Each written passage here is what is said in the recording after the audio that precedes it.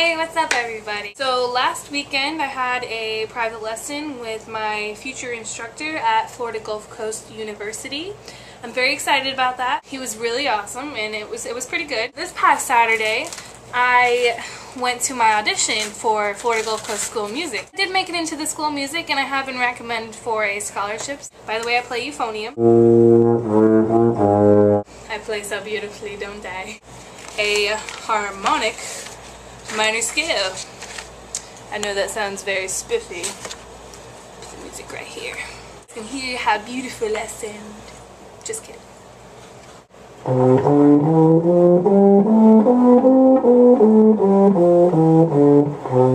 That did not sound like a harmonic scale. That sounded like a major scale. Just kidding, that was wrong. Let me play that one more time. There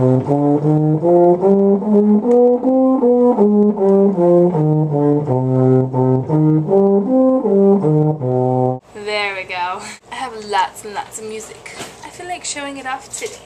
I just bought this sonata for unaccompanied euphonium or trombone. It looks a little something like this. I'm gonna try it eventually. It doesn't look very hard, but then when you get to playing it gets kind of hard. I have selected studies for trombone. This is just some advice, you know, anyone who wants to be practicing. This is really good for technical stuff. I just got it in the mail, but I've played through it from somebody else a couple times. Really awesome. A warm-up routine right here. It's a very, very good warm-up routine for any of those low brass players or brass players in general. It's basically just going through slurs and tonguing and all that stuff. I'll take a look at it. I actually got this from my old professor here. This was one of the solos I played for my audition, Andante ed Allegro. I only played the Andante part because it's my best part. But, I mean, slow parts usually are best for people. I have Melodious Etudes for trombone, volume 1.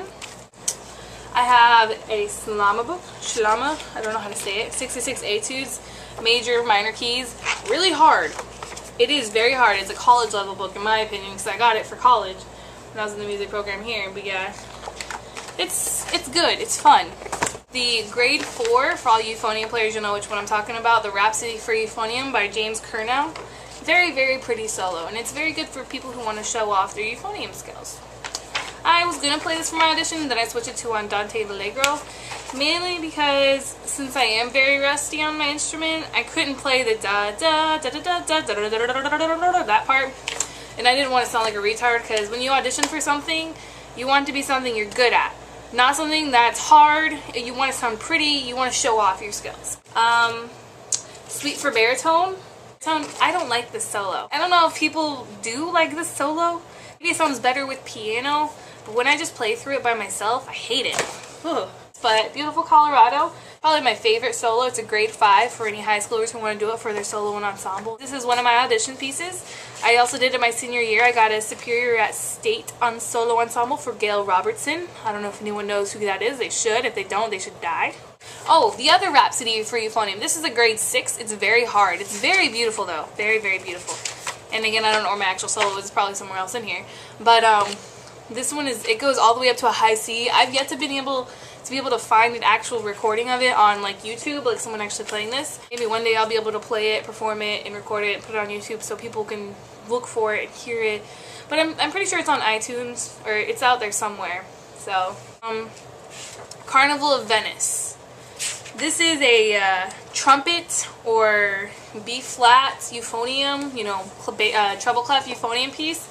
Very, very hard, but it's beautiful. It's awesome. YouTube.com and type in David Child's Carnival of Venice. You will have a moment. It's amazing. Just saying.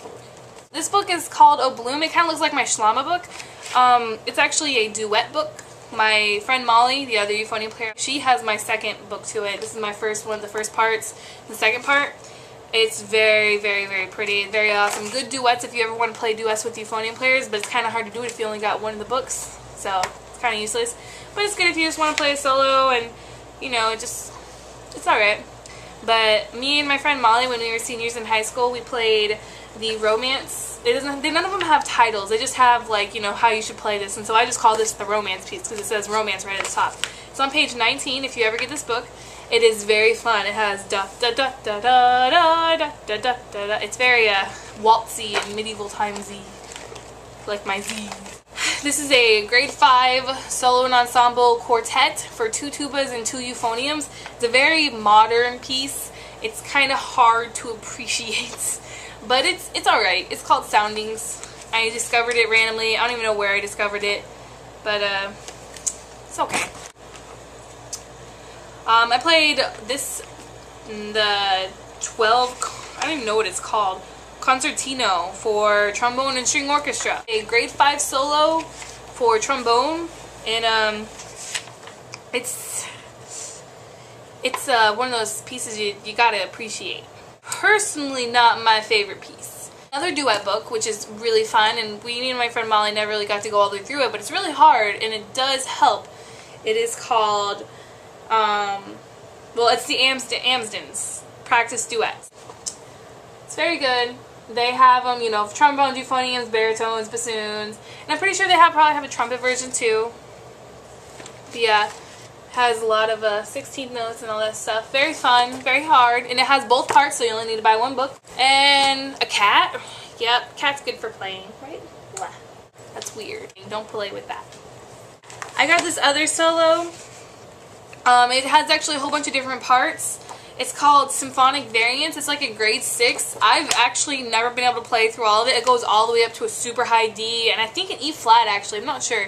Alright guys, well, my battery's about to die, so I'm going to go and let you go and stop torturing you with my continuous babbling. Bye! Peace, subscribe.